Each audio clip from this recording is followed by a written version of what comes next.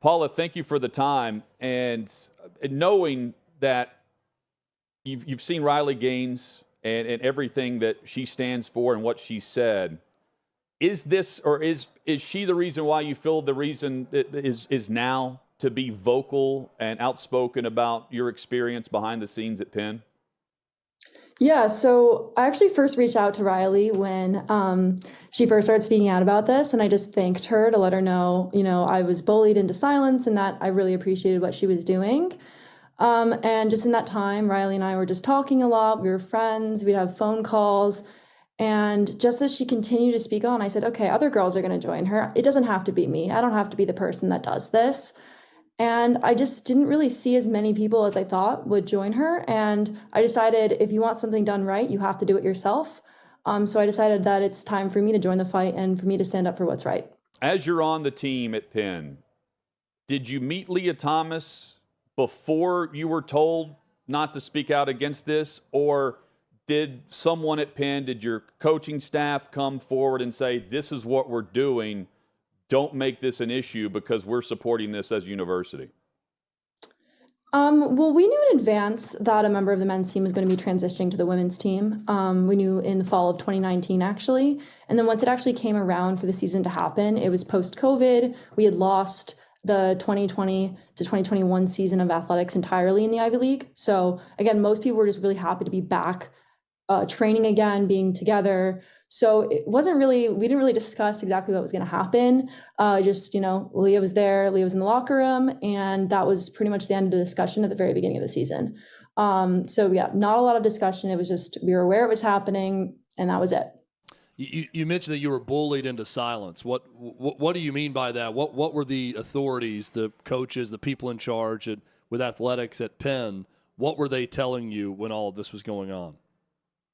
Yeah, so at the beginning, there wasn't really a lot of attention, right? You guys actually were OutKick was one of the first people to write a story about the outrageousness of this.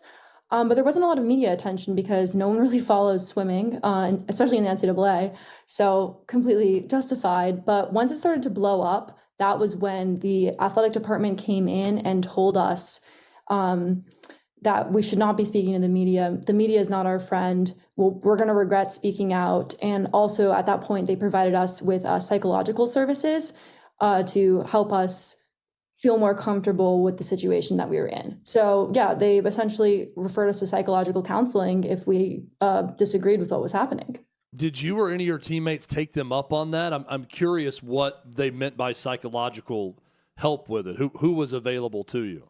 Yeah, so at Penn, we actually have something called CAPS, which stands for Psychological and Counseling and Psychological Services, I think is the full name. I don't know if anyone actually went, but they actually brought in a representative from CAPS to come speak to us, which I thought was very interesting because I had never even, most events that they do at the school, you don't even hear from CAPS. It takes months and weeks to get an appointment with CAPS, actually. It's known for being not helpful if you actually need help. So I don't know if anyone actually took it up, but we did have follow-up meetings after this big meeting where they told us not to speak.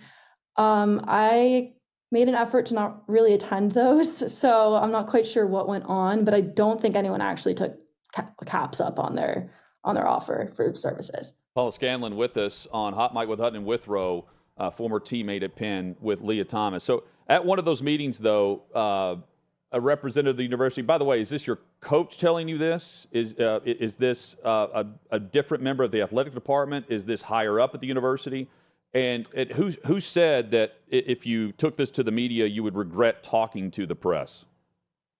Yeah, so they brought in a representative from the athletic department, not the AD themselves, but somebody who directly worked under them. Someone from the LGBT Center, and someone from CAPS. So those are the three people, and then our coaches were obviously there, but they didn't speak.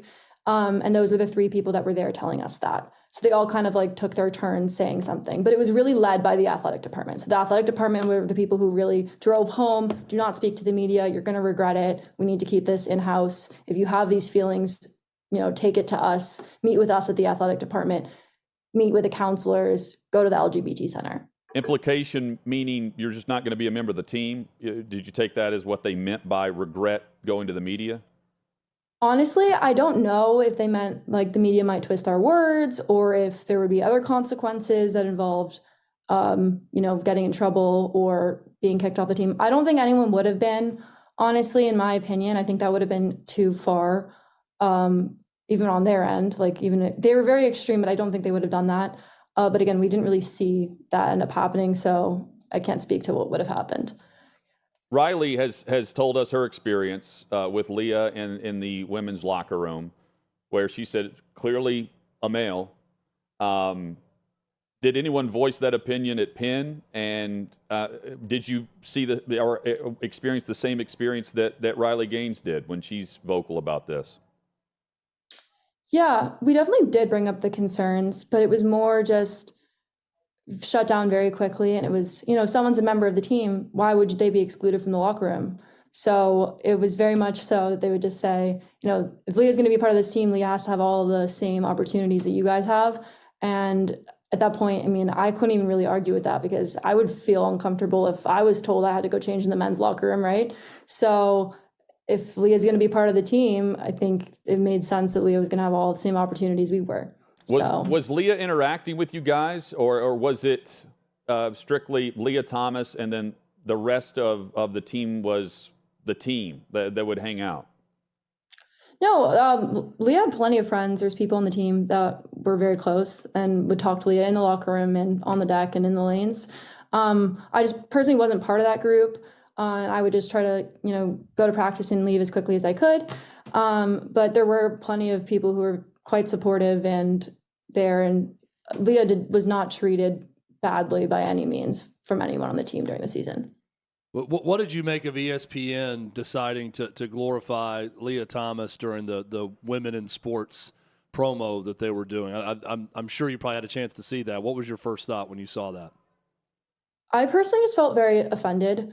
There's a lot of other amazing women like Riley. Obviously myself, I'm not the greatest women's athlete in the world, just, low level D1.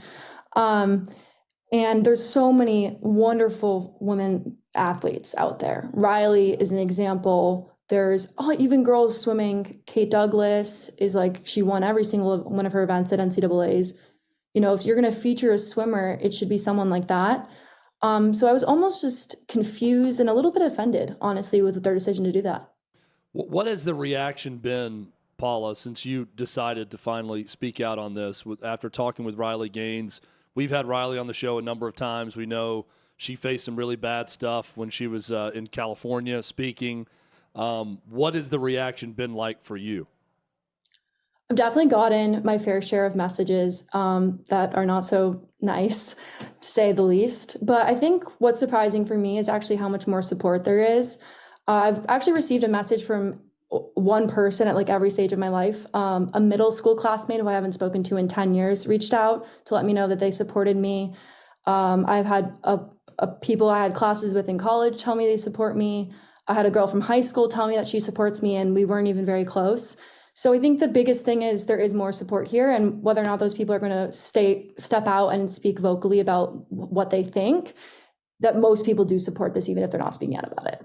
Paula, what's so odd is the university, and this is going on through states as well, siding with the transgender aspect instead of women, and siding with Lia in your case instead of the majority of the athletes that I'm sure felt the same way you did about this.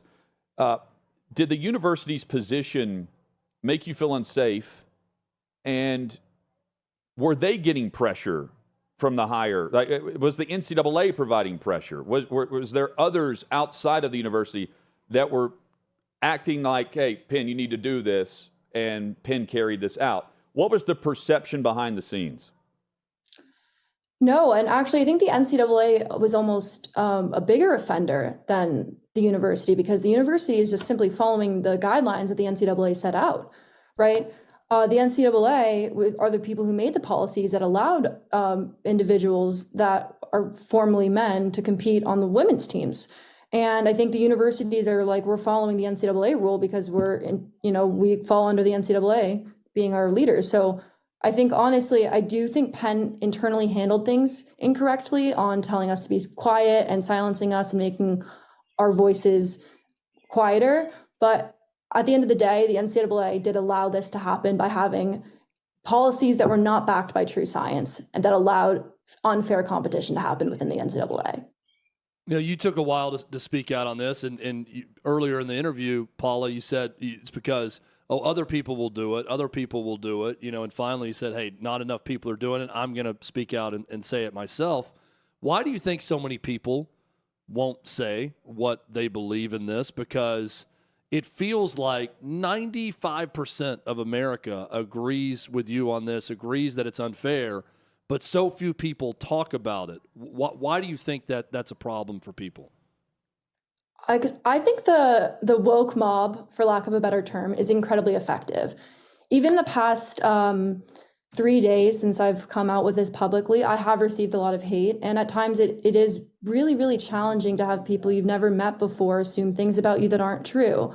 The name calling, just things that are being said to you that you don't even know where they're coming from. And it is really challenging. I think a lot of people are afraid, and not just of getting hate, but of their universities, right? A lot of the people who want to speak out against this are in a very liberal institution. So even if someone at a school that isn't Penn wants to speak out against this, they don't know what their university might do. Their university can expel them for any given reason or start to grade them differently. There's a story of that girl who used the word biological woman in her paper at the University of, I think, Cincinnati, and she got a 0. So it's incredibly effective that they're doing this, and it's in all universities, not just Penn. It's all across the country. It's happening in high schools. So I understand why people are scared, even if their opinion is the opinion that matches the majority. What was the dominance like with Lia competing against women? Yeah, I mean, going through a year off from swimming, so pretty much most people on my team didn't swim for an entire year, and then to come in and win an NCAA championship in the 500 freestyle is crazy. A lot of people within the Ivy League were not swimming their fastest times, and I just think even if you just watch the technique, and this is like more technical to swimming, but Lia doesn't have incredibly quick flip turns. And if you look at the other women in the field, they do.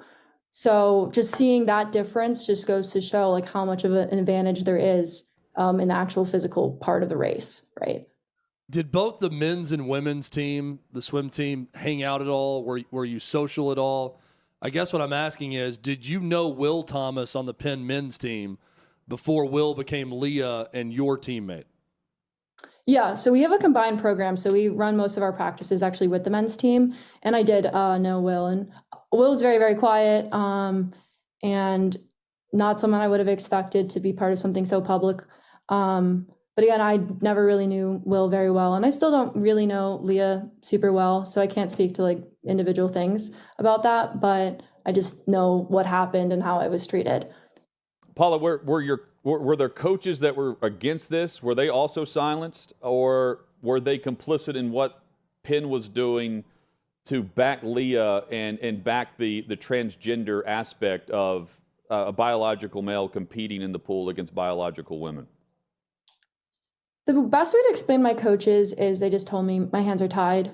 I have to go along with what the university is doing. Right, I'm going to either lose my job or I'm going to be put in a difficult position. And the head coach did talk to me about this, and he just said, either way, I'm going to pick wrong. So it was just one of those situations where, there was nothing else they could do. It was either follow the university or not. And either way, they were going to receive hate and backlash. And I don't necessarily blame my coaching staff. I really do want it to be clear the NCAA is responsible for this, and then Penn also for silencing us within our team. But I really do think my coaches were just another group of people that were affected by this horrible thing that happened. Paula, what advice would you give to other girls that are in a similar position now that you were in and certainly can speak to at Penn? I think it's important to use your voice. And I think that's something I was afraid of, because I said also, who's going to care about my opinion? But I really do think the more of us that speak out, the more powerful it's going to be. And even if you don't think anyone will see it, if you just affect one person, if you have one person hear your story and change their mind about what they think about this, or want to have that one person help you and then further back you up, that will make a difference. And I think that's something I didn't realize before I spoke out, but I know that it's true now. Well, you mentioned you reached out to Riley and said thanks, Yeah. like privately. Well, Yes. what's been the reaction behind the scenes, or text calls, whatever, for you? Have you been surprised with the reaction on the positive end of people saying, "Hey, thank you for using your voice. I hope to do this"? Yeah, one of my teammates said that she is really proud of me, and she says that she's, thinking about using her voice potentially. I had another teammate also reach out to me saying similar things. I'm going to talk to her actually later today. But yeah, so definitely I'm hoping there will be more. I don't want to be the only Penn swimmer that you guys ever hear from or the world ever hears from. But for now, all I can do is use my voice and encourage other people to do the same, because I know that the bigger the crowd we get, the harder this is going to be to fight. And certainly there are girls on your teammates that agree with you. Do any of your teammates disagree with you? Have they voiced disagreement since you've spoken? They haven't voiced it to me directly, but I know that there are people who disagree based on how they acted a year ago, and I can't imagine their opinions have changed. But unfortunately, there's not gonna be everyone that agrees with me, and if people have a different opinion, they're allowed to have that opinion, but I'm just gonna continue to speak the truth that I know, and they can continue to speak what they think is true as well. Paul, I'm curious. If I'm just thinking like what I would feel about not speaking out and why I wouldn't. And maybe it's the fear of feeling unsafe. Has it been better? Do you feel like, I should have known I could handle it like this? I should have spoken out earlier. Or has it been an adjustment for you that you're still kind of working through? Yeah, it's definitely a little bit of an adjustment. I think the biggest thing is just feeling like I'm very under a microscope now, right? So it's like before I spoke out, nobody was expecting anything, but now I feel like it's what's next, and everyone's texting me like, what are you going on to next? Like I have family saying, what can we watch you on tonight? And I'm like, oh, I'm not sure. I mean, I did mention this, so nice. I definitely have some family supporting me on this, but so I think it's a little bit more pressure, but it's nothing crazy. I mean, it's nothing you can't handle. And again, it's not hard because all I have to do is come on here and just tell you guys the truth, right? Like, I don't have to go prep and practice and memorize lines because I'm telling the truth, and that's so easy. So I think that aspect of it has definitely like not been a challenge at all. And I think, Chad, the truth. Chad, we could see more and more now. Sage Steele certainly supported you Sam Ponder. publicly. Sam Ponder, Riley, Yes. of course. And I think we're seeing more and more of this on the public end rather than behind the scenes with the whispers. Now it's shouting. Now, not shouting, but a discussion. And I think that's great. And I'm hoping others will follow your lead as well. Yeah, me too. I'm really, really hopeful that it'll happen. Paula Scanlan has been our guest, former Penn swimmer, a teammate of Lia Thomas, being vocal and speaking out now.